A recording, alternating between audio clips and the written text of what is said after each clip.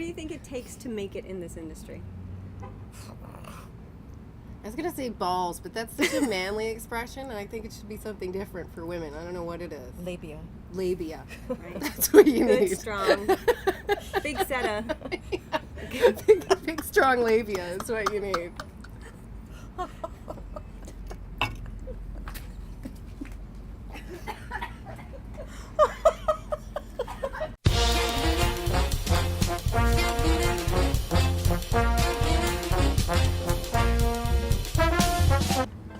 Hello. I am Priya with First Weekend Club, and I have two fabulous ladies with me here who have worked together many times. So we are so happy to have you both join us together, Miss Camille Sullivan and Gabrielle Rose. Oh, thank you for having us. Yes, thank you for having us. Now, we were speaking with Carl beside just a couple of hours ago. He had some lovely things to say about you ladies. Some other things too, but some lovely things. Yeah, I can speak to those other things.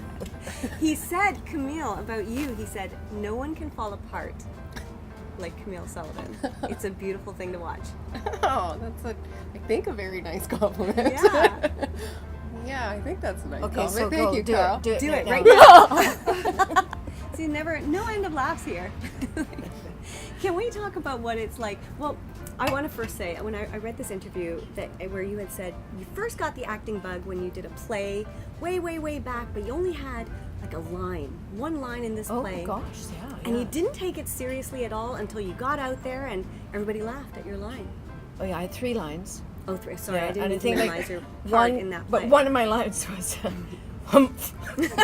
Yes. It's a good line. That was a good line. It's a good Like line. most of my lines were like, I think I had 3 lines and they were, like 2 words long each line. And I thought I took the part very seriously. Mm-hmm. It was Robin Hood and I was Much Miller. And I rehearsed and I was kind of scared and I went out. I don't know, I was like 10 or 11 years old. And every time I opened my mouth, somebody laughed. The whole audience laughed. And I didn't realize that my character was funny. So I came off stage and burst into tears. Oh, but then when you figured out it was supposed to be funny. I know. I was totally addicted ever since. Just like, I want to do that. I want to make people laugh.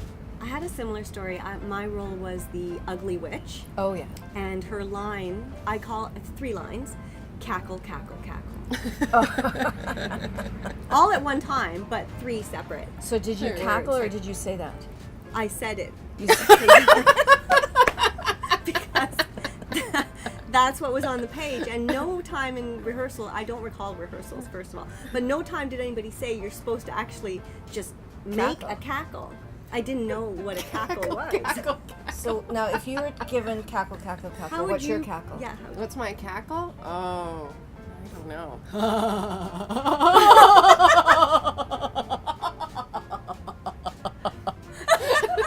I would have said that was like cackle, cackle, cackle, cackle, cackle. Yeah, Right. maybe That's an what extra cackle, cackle. cackle. Extra Yeah, cackle, yeah. for sure. Yeah. I knew my place. I mean, I feel had like 3 lines. we and should I all do perfected. one now. I would like to know your interpretation. Okay, let's see. With How you cackle, would have cackle. approached that. Oh, that's a good one. That's a good That's cackle. probably what it should have been. Except that was about 5. Still good. I Okay, think so my now- favorite now is Well, your turn. how I Cackle. did it was I had a great outfit and everything that my mom made me. Cackle, cackle, cackle is what I did. I thought, And did people, the audience? They People laughed. loved they it. reacted, They and I was loved like, I nailed it. Nailed I it. nailed it. Yeah.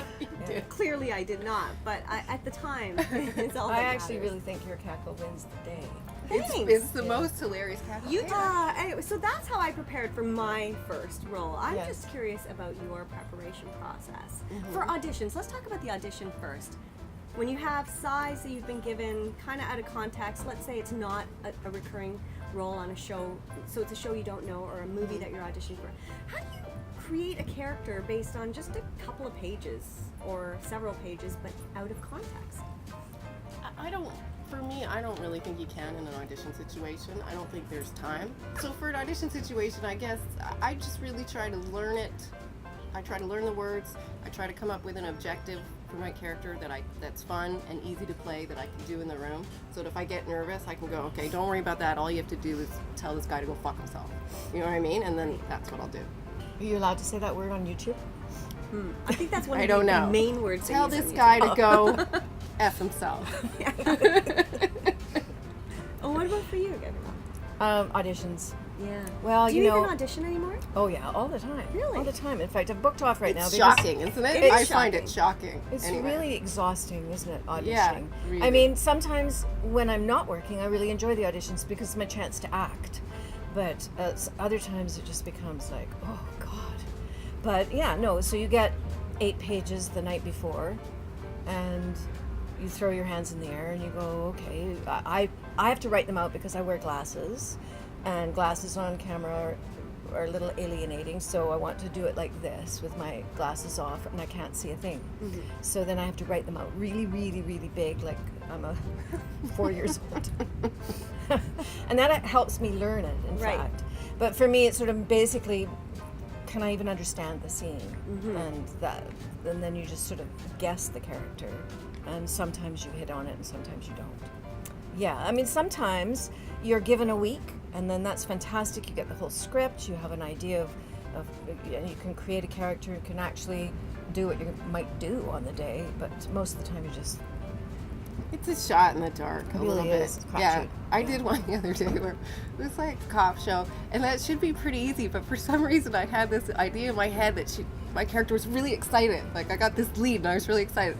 So I did it, and it's so upbeat. Like I'm talking about people dying. It's so upbeat. It's so wrong on every level. But it's like, well, that's what happened that time. What happened Did that you get the time? part? I don't think so. Have there been times when you thought you really blew that audition and you were surprised to get the part? Yes. Yeah. Yes. Yes, definitely. Can we have an example of what you did that made you think, oh, there is no way? Oh boy. And then you got that Coming up call. with that on the spot, that's a hard one, hey? I don't know. I remember saying to my agent, really, they liked that? I remember that very clearly. I can't remember So what I you did. could be the cop, the lead cop in this show coming up. You never know. Yeah. I can't remember when offhand, but I know that that's happened. And then when you think, oh, I did a brilliant audition. That part is my part. And then a week later you still haven't heard, and you go, well, they must have postponed the shoot. and then somebody comes up to you at a party and say they just wrapped the show, and you go, yeah, but they haven't shot my bit. That can't be right. What are some of your favorite roles that you've played so many roles in your career? We'll move to Camille next, but what are some of the standouts for you? Well, I guess some of them are theater. I did Martha in Who's Afraid of Virginia Woolf, and that's definitely a standout for me. I just did Angels in America last year, Yeah. and that was exhausting, but that's a definite standout for me because I played 4 or 5 characters and was huge. I played Elizabeth Rex. Now those are all stage shows. In film, I have to pick out the Adam McGoyan films that I did: Sweet Hereafter, The Adjuster, Speaking Parts. All those 3, I would say, and Family Viewing, of course, the first one I did with him. And then since then, The Mothers and Daughters was a great experience because I wrote my character. Like I wrote my storyline, so it was improvised, completely improvised. So that was a unique experience. All of the stuff that I've done with Bruce, Excited, and Crimes of Mike Reckitt, and now this one, The Kingsway, and then the little film I did a little while ago, 2 for 1, which was about a transsexual. My daughter becomes my son, and that was a really extraordinary experience. And it's usually these independent films that I find are the most satisfying. Birdwatcher that we did together. Artistically. Yeah, for sure. Yeah. And Camille, you'll find out, had a wonderfully marvelous part in Unspeakable, and I was honored to be a smaller part in that. And please don't anybody be offended if I've left them. A lot of people are offended right now. Everyone in television. Everyone in television. Oh dear. It's okay, you don't need to work at TV again, do you? Oh. I'm going to list a bunch of TV. Okay, go for it. And then if she lists one that makes me, I'm going to go, yeah, You're me gonna go too, back. me Yeah. too. I love it. I did a series called Intelligence, which is one of my favorite roles because my character was so crazy and she's got to go nuts all the time. Well, Unspeakable, Gabrielle mentioned, which is a great new mini-series that'll be out January 2019 on CBC and Sundance TV in the States. And it's about the tainted blood crisis in the 80s in Canada. It's a very dark day in Canadian medical history. It's a very interesting, very moving story, and I think it'll be a great show. I also I had a great time working on The Disappearance for CTV with a fantastic cast, Peter Coyote, Aidan Young, Joanne Kelly, just fantastic actors, and it was really like, the character again was very challenging. I've been lucky in that I've got to play a lot of really challenging characters. Also the improvised films with Carl, Mothers and Daughters, I love because I'd never done improv before that one, and it was really a scary prospect, but then turned out to be really, really fun. I don't know, there's lots of others. Was there anything in there that really sparked one for you that you want to? No, because I already mentioned Unspeakable. Oh, right. And I wasn't, you mentioned it first. I wasn't in Intelligence, but I really enjoyed watching it. And I really enjoyed all of those shows like Da Vinci's Inquest, etc., etc. I was never in them, loved watching them, and was very proud to be in the vicinity of people that were. Ambition, people think of ambition as a bad thing, but I think that ambition is what gets you going. So you need to be ambitious, because that's what keeps you going. And then eventually, hopefully, you can abandon your ambition and just do work. Right. But yeah, it's determination, ambition. You do have to have some talent. I don't think you can. I mean, you can be stunningly beautiful, and that will get you a long way until you're a little bit older, and then it's not so going to keep you there. So you need talent. You need perhaps some training. It depends. It depends. Like some people are brilliant without training. So it's always good to keep your oar in and have some coaching and some teaching and go to school, all of those things, blah, blah, blah. Work. Always do the work. Like, create your own work, do your work, write.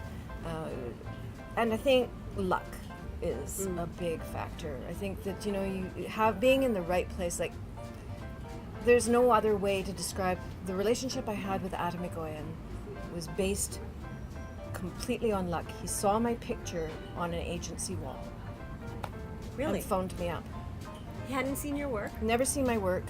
Saw my picture. I looked like what he was imagining for this character. And when I got the phone call from my agent saying this fellow Adam Megorian, and I thought he was Scottish, so I wrote down Adam Megorian on my sheet. Wants to send you a script, and he sent me this script, and my character was naked in like 4 scenes. And I went, I think it's too much nudity for me. I could do 1 scene. So he cut all the nudity in the other scenes. Oh, Really? So I ended up only being sort of naked in 1 scene. Wow. Was actually 1 boob and 1 nipple. And The same I- side or? One One nipple. the same It's a tough shot. the same boob and the same nipple. And I told my mother. I said it was premiering in Montreal in the October Film Festival. I said to my mother, okay, so just so that you know, you will see my boob. And she went, all right, I know it's for art. And so we're watching the film, and you never saw it because the film was, in those days it was film. The film was, what's that when they screened, I guess? Projected, yeah. That's right. The projector was bigger than the screen, so my nipple was way down there Oh. in the dark. Nice. Didn't even see my nipple. Okay, so determination, ambition, a little bit of talent, and luck. I think Yeah. quite a lot of talent, actually, if you really want to be good Right. and big. A little bit of talent and a lot of beauty, or just a whole lot of talent. Yeah, and and then just doing it and doing it and doing it, doing it. People get better and better and Right. better as they go along. Like you'll see somebody in drama school and they're not very good, and you think, oh, they'll never make it, and then they're stunningly beautiful or whatever, and they get the lucky break, and 20 years later they're actually really freaking good. But that's a challenge sometimes when you're starting out, is that you don't really book a lot. So, but you want to practice your art. So when you're saying just do it, just get out there, do a one-woman show. Like, how do you just practice your art if you're not getting the gigs? How do you keep yourself sharp? Well, I have an at the MC. beginning? I have a mentee. I almost said an MC. An MC that follows me around. I have a mentee right now, and she's wonderful. Her name is Leah Beaudry, and she's creating her own work, right? She's just creating it. She's just doing it, and she's gonna be great, you know? Now you can do that kind of thing too. Yeah. Like you can, like that movie, or about a fisherman's friend now, but the movie Tangerine. I don't know if you've seen that. All shot on iPhones. Looks fantastic. It's a fantastic movie, and that's the kind of thing people can do now. I'm going to do a short film, I think, that we're going to shoot all on iPhones with a 2-person crew, because you can, and it can still be good. It can still go to festivals, so people can do that. Get your iPhone, write a script, make a movie, put it to the festivals. Carl was just saying earlier that Steven Soderbergh had done a film like that. He shot it on his iPhone with a crew of 10 people. It's amazing what you can do now. There really shouldn't. You don't have to wait for somebody to give you money. Yeah, you do. You need a bit of a script, like a story. You have to write a script. Yeah, you need a good story. Yeah. Yeah, it needs to be a good. But you know, there's nothing stopping people from doing that. Yeah. I should be doing that. And you need good sound. You need good sound. And when Have in a doubt, system. just get the donut situation happening. You know, just keeping it real here with two of the fabulous actresses that we have had the pleasure to speak with here at First Weekend Club. So thank you so much, Camille and Gabrielle. Thanks Thank for sharing you. some time with us. Are we done? Oh, we're done. Oh, cool. You have more to say? No. I said too much. Too much.